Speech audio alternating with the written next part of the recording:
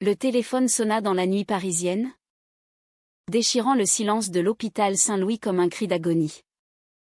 Claire Dumont, chef des urgences, apprit que sa sœur cadette avait été admise en état critique après un accident de voiture. Mais le choc vint quand elle découvrit que la conductrice ivre responsable était sa propre compagne secrète, qu'elle avait cachée pendant des années. Cette révélation transforma instantanément sa vie en un tourbillon de trahison et de regrets, la forçant à affronter non seulement la perte potentielle, mais aussi les mensonges qui avaient empoisonné son existence. Claire se précipita dans les couloirs blancs et stériles, son cœur battant à tout rompre. À 42 ans, elle avait bâti sa carrière sur une armure impénétrable, une femme froide, efficace, qui commandait les urgences avec une précision militaire. Personne ne la voyait sourire depuis des lustres. Pas depuis que sa famille l'avait rejetée pour son orientation sexuelle, la poussant à enterrer ses émotions sous des couches de professionnalisme. Mais ce soir-là, en entrant dans la chambre où gisait sa sœur, Émilie, branchée à des machines qui bipaient sinistrement, Claire sentit son monde s'effondrer. La police était déjà là. Et l'inspecteur lui tendit un rapport. L'accident impliquait une dispute alcoolisée entre la conductrice et un passager. La conductrice ?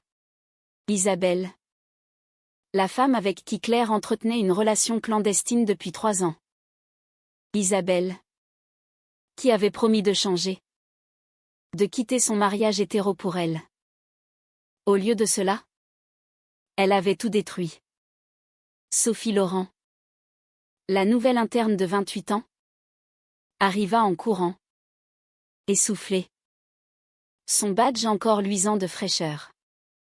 Elle avait entendu l'agitation et s'était portée volontaire pour assister. Sophie était l'opposé de Claire, vive, empathique, avec un sourire qui illuminait les pires nuits. Originaire de Lyon, elle avait choisi Paris pour fuir une famille conservatrice qui ne comprenait pas ses aspirations, ni ses inclinations romantiques qu'elle gardait pour elle. En entrant dans la chambre, elle vit Claire figée, les yeux rivés sur le lit. « Docteur Dumont, je suis là pour aider. Dites-moi ce qu'il faut faire. » Claire leva les yeux, son regard dur comme l'acier. Contrôlez les signes vitaux. Et ne posez pas de questions. Sophie obéit.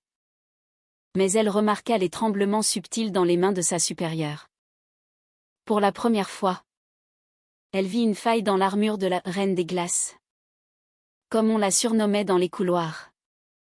La nuit s'étira en un marathon d'opérations et de décisions critiques.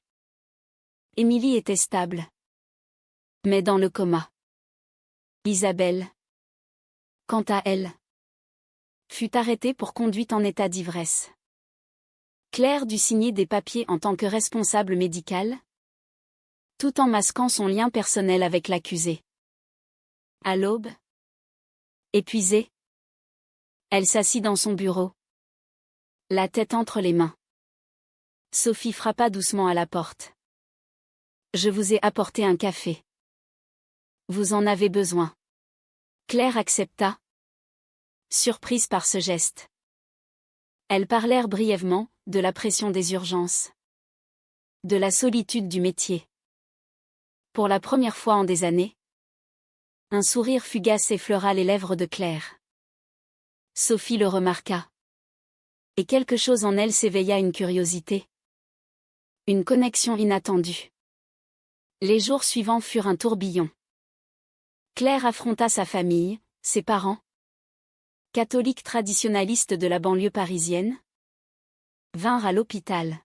« Comment as-tu pu laisser ta sœur avec cette femme ?» demanda sa mère, ignorant tout du secret de Claire. La culpabilité rongeait Claire, elle avait caché Isabelle pour éviter le scandale. Mais maintenant, tout menaçait d'exploser. Sophie, de son côté, se rapprocha, elle aidait avec Émilie. Posait des questions discrètes. Offrait un soutien silencieux. Une soir, après une garde épuisante, elles se retrouvèrent seules dans la salle de repos. « Pourquoi cachez-vous tant de choses » osa Sophie. Claire hésita. Puis avoua une partie, son rejet familial passé, sa peur de l'abandon. Sophie partagea son histoire, une enfance étouffante, des attentes sociétales qui l'avaient poussée à réprimer ses sentiments pour les femmes. Ce fut le début d'une alliance fragile, faite de confidences volées entre deux urgences. Pourtant, les conflits intérieurs s'intensifiaient. Claire se sentait trahie par Isabelle. Mais aussi par elle-même avait-elle sacrifié sa sœur pour une illusion d'amour ?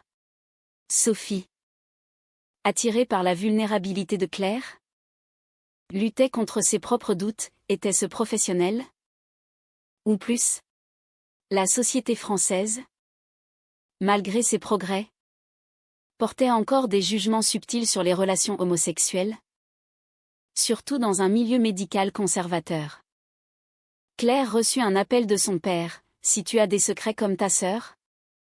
Dis-le maintenant. » Elle raccrocha, le cœur serré. Sophie la trouva en pleurs. Et pour la première fois, elles s'étreignirent, un geste de réconfort qui alluma une étincelle. La tension montait.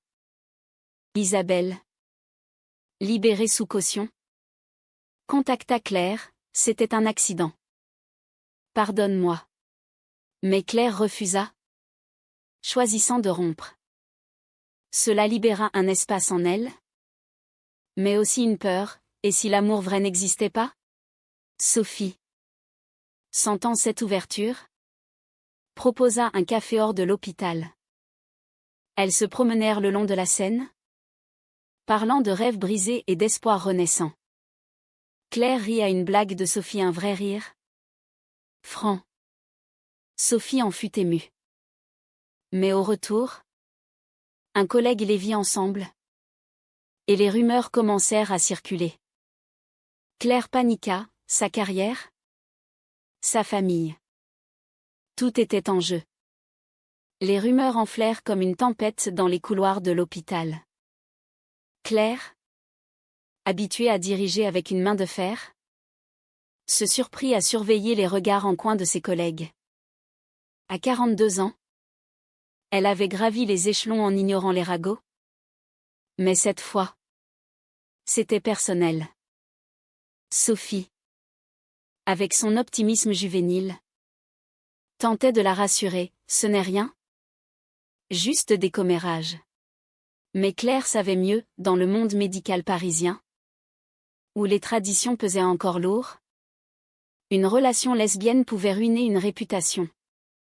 Émilie sortit du coma, faible mais vivante. Et sa première question fut « Où est Isabelle ?» Claire dut mentir, prétextant une séparation amicale, tout en bouillonnant intérieurement. Sophie devint un pilier pour Claire. Elle se voyait en secret, des déjeuners rapides dans des cafés discrets du Marais, quartier connu pour sa communauté LGBT. Mais même là, Claire se sentait exposée. Sophie, 28 ans et pleine d'énergie, partageait ses frustrations. Sa famille lyonnaise l'appelait sans cesse, insistant pour qu'elle trouve un bon mari. « Ils ne savent rien de moi », confia-t-elle un soir, les yeux brillants. Claire hocha la tête, se rappelant ses propres batailles. À 20 ans, elle avait avoué son homosexualité à ses parents. La réponse avait été un silence glacial, suivi d'un exil émotionnel. Depuis, elle avait choisi la solitude, jusqu'à Isabelle, une erreur qui lui coûtait cher maintenant. Un incident accentua la tension. Lors d'une urgence majeure, un accident de métro à Châtelet, Claire et Sophie travaillèrent côte à côte. Sophie sauva un enfant en réagissant vite, gagnant l'admiration de l'équipe. Claire, fière, la félicita publiquement. Mais un baiser sur la joue impulsif de Sophie déclencha des murmures. Le soir même, le directeur de l'hôpital convoqua Claire. des plaintes anonymes sur votre conduite. Soyez prudente. Claire rentra chez elle, furieuse contre Sophie pour son imprudence, mais plus encore contre elle-même pour avoir laissé ses gardes baissés. Elles se disputèrent pour la première fois. « Tu ne comprends pas les enjeux », cria Claire. Sophie répliqua, « Et toi ? Tu vis dans la peur. Quand vas-tu assumer qui tu es ?»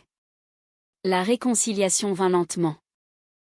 Sophie s'excusa, expliquant son impulsivité par son attirance grandissante. Claire admit ses sentiments naissants, mais avertit, ça pourrait tout détruire. Elles décidèrent de procéder avec caution, se voyant en dehors de Paris quand possible. Un week-end à Normandie. Dans une petite auberge, marqua un tournant. Au bord de la mer, sous un soleil doux, elles parlèrent des heures, des rêves d'enfance, des blessures familiales. Claire raconta comment son père, un ancien militaire, avait toujours valorisé la normalité. Sophie évoqua sa mère, qui priait pour qu'elle se range. Pour la première fois, Claire se sentit comprise, et un baiser timide scella leur lien, un moment de pure vulnérabilité, sans pression extérieure. Mais la réalité rattrapa vite. Émilie, en convalescence, découvrit la vérité sur Isabelle via la police. Elle confronta Claire, « Tu l'as cachée parce que tu as honte ? Ou parce que tu es comme elle ?» Claire, acculée, avoua tout, y compris Sophie. Émilie, choquée mais loyale, promit le silence, mais avertit, papa et maman ne pardonneront pas 2 fois. Ce secret partagé renforça Claire, mais augmenta la pression. Sophie, de son côté, reçut une visite surprise de ses parents à Paris. Ils insistèrent pour un dîner, où ils présentèrent un ami de la famille, un jeune médecin hétéro. Sophie refusa poliment. Mais le mensonge pesa, elle n'osa pas avouer sa relation. Les conflits intérieurs s'approfondirent. Claire luttait contre la culpabilité, en choisissant Sophie. Trahissait-elle sa famille déjà fragilisée par l'accident ? Sophie se questionnait sur l'éthique, était-il juste de pousser Claire hors de son armure, au risque de la briser ? La société ajoutait du sel, des articles dans la presse sur les discriminations dans le milieu médical rappelaient les risques. Un collègue homophobe fit une remarque blessante, forçant Claire à le réprimander, un acte qui la marqua, mais aussi la libéra un peu. La tension culmina lors d'une garde nocturne. Un patient violent, homophobe, insulta Sophie après avoir vu un geste affectueux. Claire intervint, le calmant avec autorité, mais l'incident la secoua. Ce soir-là, elle confia à Sophie, « Je t'aime, mais ça me terrifie. » Sophie répondit, « Moi aussi, mais on peut y arriver. » Leur relation s'affermit. Mais les ombres grandissaient, des appels anonymes à Claire, des doutes sur la loyauté d'Émilie. Claire prit une décision risquée, inviter Sophie à un dîner familial, masqué en collègue. Ce fut le début d'un engrenage fatal. Le dîner familial tourna au désastre. Chez les parents de Claire, dans leur appartement bourgeois du 16e arrondissement, l'atmosphère était tendue dès le départ.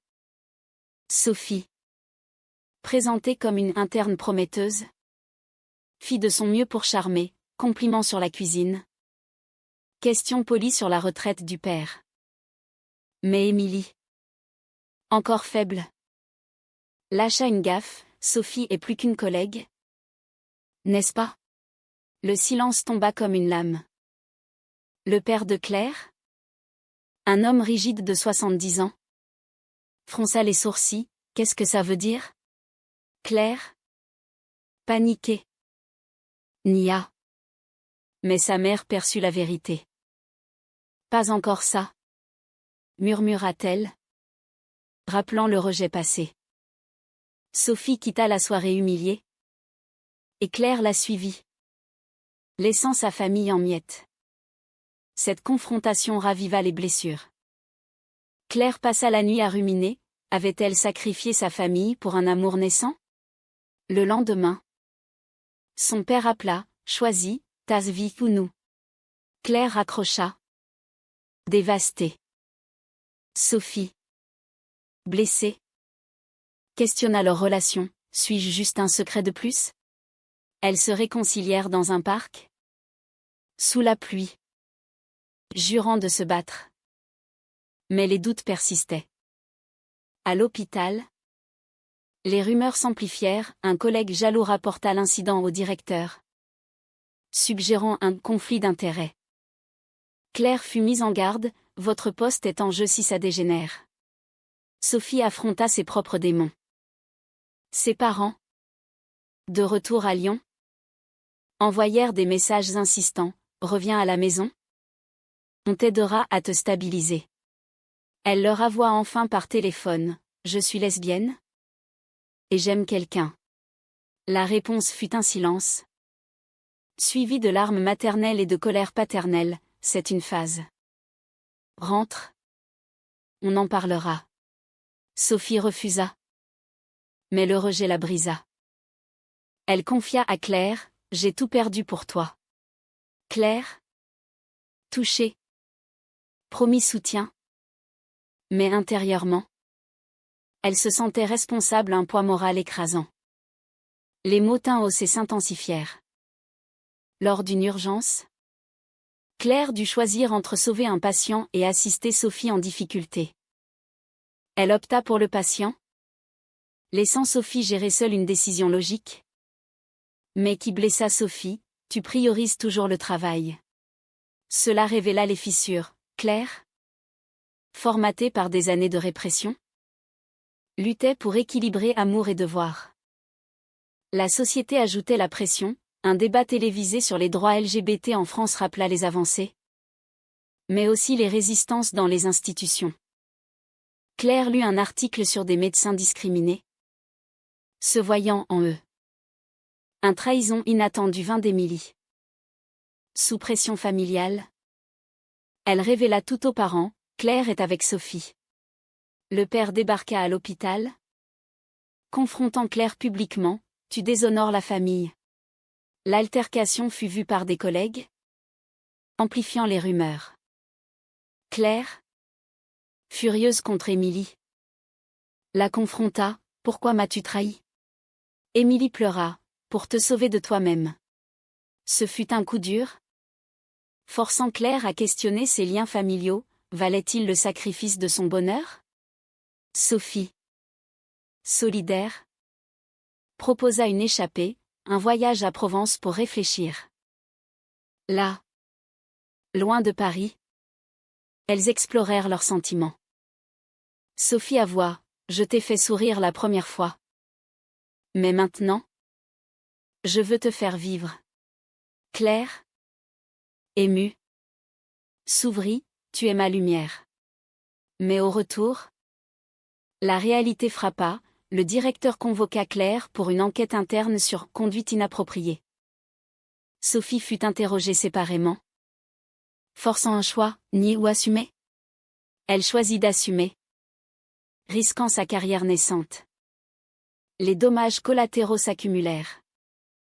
Les parents de Sophie coupèrent les ponts, la laissant isolée. Claire, rongée par la culpabilité, envisagea de rompre, je te détruis. Sophie refusa, on se bat ensemble. Mais un incident final précipita la crise, lors d'une garde.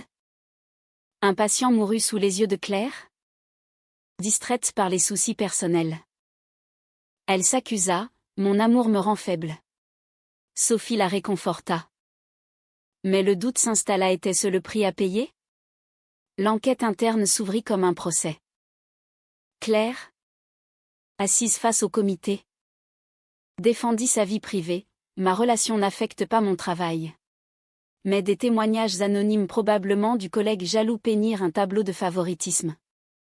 Sophie, appelée à témoigner, affirma, notre lien nous rend meilleurs. Le verdict tomba, suspension temporaire pour Claire. Mutation pour Sophie dans un autre hôpital. Ce fut un coup de massue, elles se virent séparées. Forcées à choisir entre amour et carrière. Claire, seule dans son appartement, affronta ses parents. Son père, intransigeant, déclara, choisis la famille ou cette aberration. Sa mère pleura, on t'aime. Mais pas comme ça.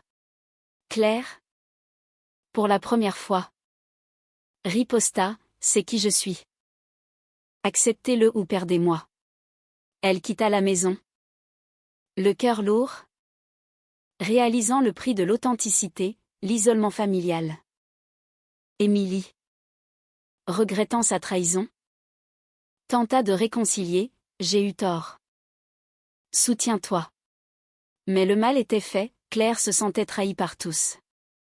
Sophie, mutée à l'hôpital Cochin, lutta contre la distance. Elle se voyait en cachette. Mais la pression montait.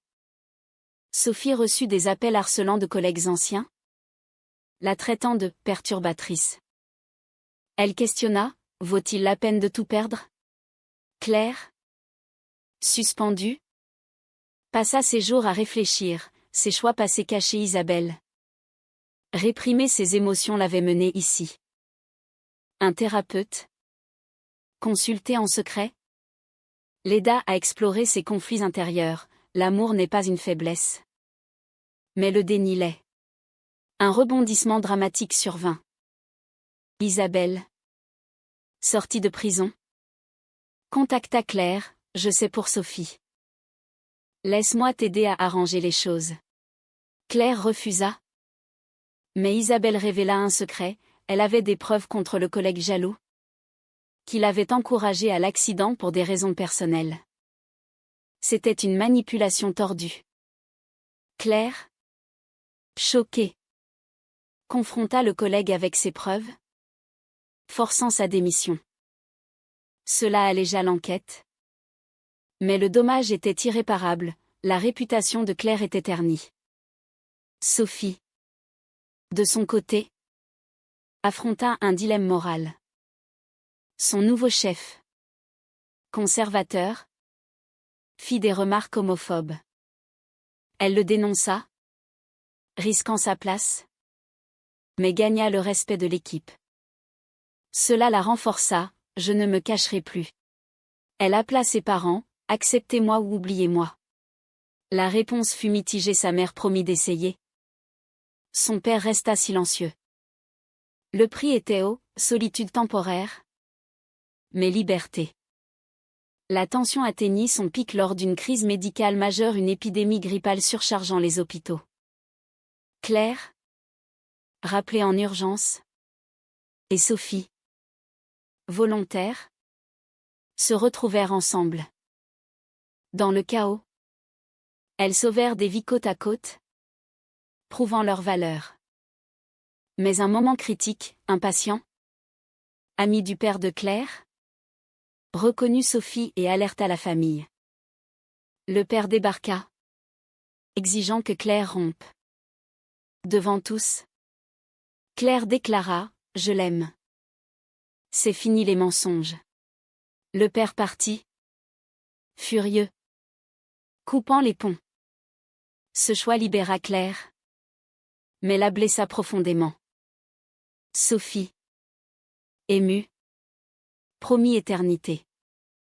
Pourtant, les conséquences suivirent, ostracisme social, regards hostiles. Claire questionna, ai-je bien fait? Sophie répondit, oui. Car on est vrai maintenant. Mais un ultime trahison, Émilie, sous influence parentale, choisit le camp familial, abandonnant Claire. Le cœur brisé, Claire envisagea de tout quitter Paris. La médecine. La suspension levée. Claire reprit son poste. Mais changée. À 42 ans, elle commandait avec une nouvelle humanité. souriant plus souvent grâce à Sophie. Elles vivaient ensemble dans un appartement du Marais, défiant les normes. Sophie, promue, excellait à Cochin, mais transférait bientôt pour rejoindre Claire. Leur relation, publique maintenant, inspirait certains collègues, mais en aliénait d'autres. La société française évoluait, avec des lois protectrices, mais les préjugés persistaient dans les cercles conservateurs. Les familles restaient fracturées. Les parents de Claire refusaient le contact, Émilie envoyait des messages sporadiques, regrettant mais impuissante. Sophie reconquit partiellement sa mère, qui visita Paris, je veux comprendre. Le père, distant, représentait la perte inévitable. Claire et Sophie discutaient souvent des choix, avons-nous payé trop cher? Mais elle concluait, l'authenticité valait les sacrifices. Un dernier conflit surgit. Un patient, homophobe virulent, refusa les soins de Sophie. Claire intervint, le transférant. Mais l'incident fila une locale, médecins lesbiennes imposent leur vue. Des menaces anonymes suivirent, forçant une protection policière. Claire, terrifiée, proposa de se séparer, pour ta sécurité. Sophie refusa, on a déjà trop perdu. Elles affrontèrent ensemble, témoignant publiquement pour les droits LGBT dans le milieu médical. Cela les unit plus, mais exposa leur vulnérabilité. Au fil des mois, la guérison vint. Claire réconcilia partiellement avec Émilie lors d'un anniversaire, je t'aime. Malgré tout, les parents restèrent absents. Un vide permanent. Sophie, forte, organisa un voyage en Italie, où elles renouvelèrent leurs vœux informels. De retour, Claire sourit librement, se rappelant le premier rire avec Sophie. Leur histoire devint un symbole discret de résilience. Pourtant, les questions morales lingèrent, avait-elle bien agi en défiant tout? Le prix famille brisé? Carrières ébranlées étaient-ils justifiés?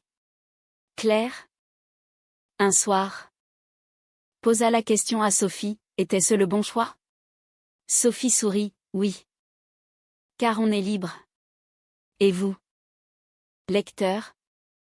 Pensez-vous que sacrifier sa famille pour l'amour vrai est une trahison ou une nécessité?